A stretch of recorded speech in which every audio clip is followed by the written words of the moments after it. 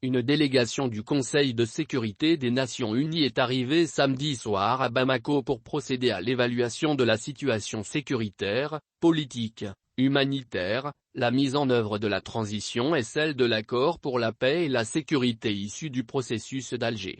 Cette mission est co-présidée par les représentants du Kenya à l'ONU, Martin Kimani, du Niger, Abdou Abari et celui de la France, Nicolas de Rivière.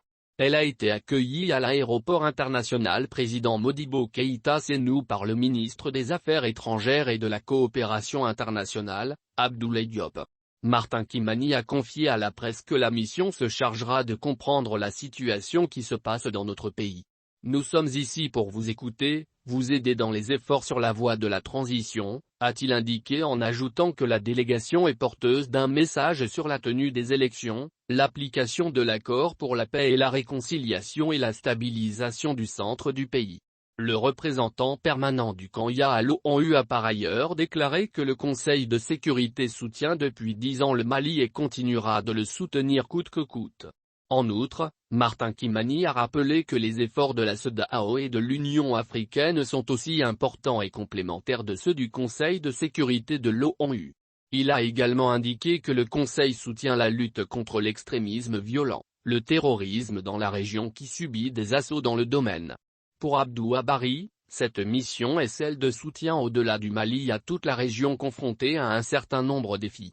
Entre autres, sécuritaires avec la lutte contre le terrorisme, le changement climatique, le développement. Selon lui, la délégation discutera avec les autorités maliennes du processus de transition conformément aux décisions prises par la CEDEAO de façon à accompagner la transition jusqu'à l'organisation des élections. Aussi, le représentant du Niger au Conseil de sécurité de l'ONU a-t-il signalé que l'évolution du G5 Sahel sera également au menu des échanges.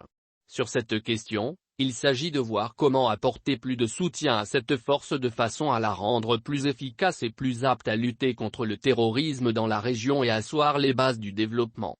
Quant à Nicolas de Rivière, il dira qu'il s'agit d'une mission de veille sur la mise en œuvre des engagements pris de part et d'autre. Pour lui, la délégation est à Bamako pour voir comment aider les Nations Unies à soutenir le Mali et comment faire en sorte que la MINUSMA puisse être renforcée et mieux travaillée. C'est tout l'enjeu. Nous venons dans une attitude d'ouverture et d'écoute, a précisé le représentant permanent de la France au Conseil de sécurité. Faut-il rappeler que cette mission est la 5e mission du genre. Le chef de la diplomatie malienne reconnaît que le contexte est difficile et différent. La mission permettra alors de procéder à l'évaluation de la situation politique, humanitaire, de la mise en œuvre de l'accord pour la paix et la réconciliation, de la mise en œuvre de la transition et des difficultés. Abdoulaye Diop reste confiant.